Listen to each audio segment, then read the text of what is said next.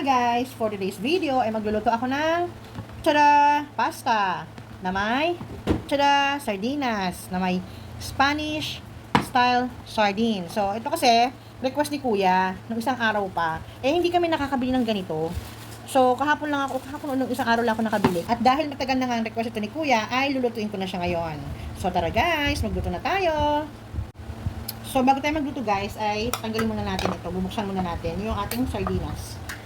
Kukunin muna natin yung ano niya, oil niya. Yan. Kita niyo ba? Yan. Dalawa yung gagamitin natin kasi 400 grams yung pasta natin eh. Nilaga ko siya according to package siya sa pinaglagyan niya. So, dapat al dente lang. So, bahala kayo kung paano gusto nyo luto dyan sa pasta niyo. So, ayan guys. Ito na yung kanyang, ang bango. Ang bango guys. Ito na yung sabaw niya oh. Hindi ko pa lang sabi mga ingredients, no? Ito, meron tayo. Dapat kanina ko pa ito sinabi.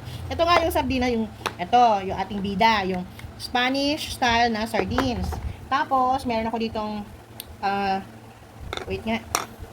Meron akong salt and pepper, and meron din akong garlic. So, dun sa na-send sa aking video ni Kuya, wala namang, siguro meron, hindi lang niya pinakita. Kasi itong pasta natin, at syempre, maglalagay ako ng butter. O, diba guys? So, yan. Magluto na tayo guys. So, guys, ilalagay natin to. Pero yung nasa ibabaw lang, yung oil lang niya, ha? Yan ay panggigisa natin. Paano ba yan? Ayan.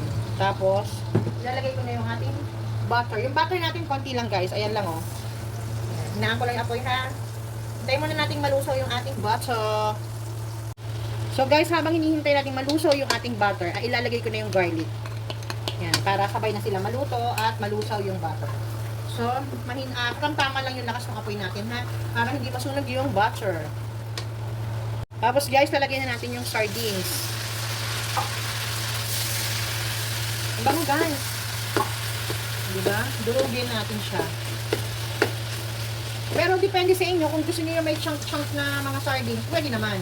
Eh, ako naman ganyan-ganyan lang. Hindi naman siya durog na durog. Para meron pa rin tayong makakain, diba? Ang bango guys, grabe. Kung naamoy nyo lang, naamoy ko. Diba? Ang dami ng sahog.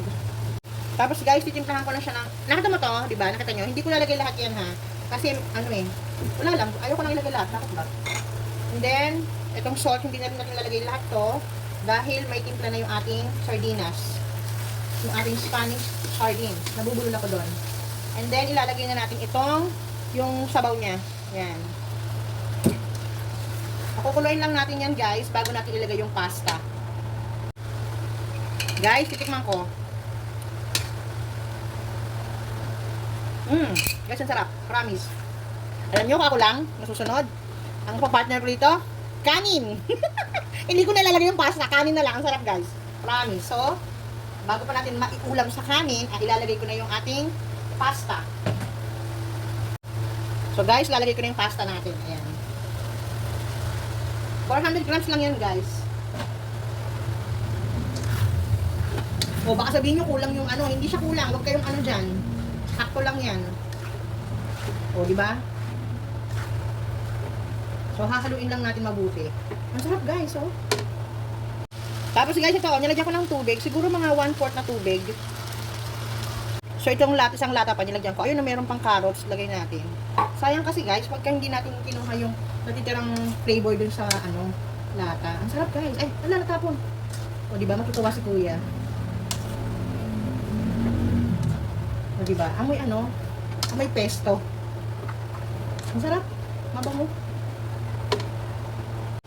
O guys, titikman ko muna ha. Konti lang. Ah! Guys, alam nyo matabang siya. Paglagay ka ng konting asin pa.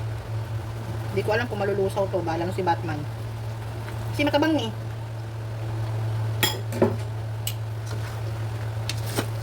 Dumikit na.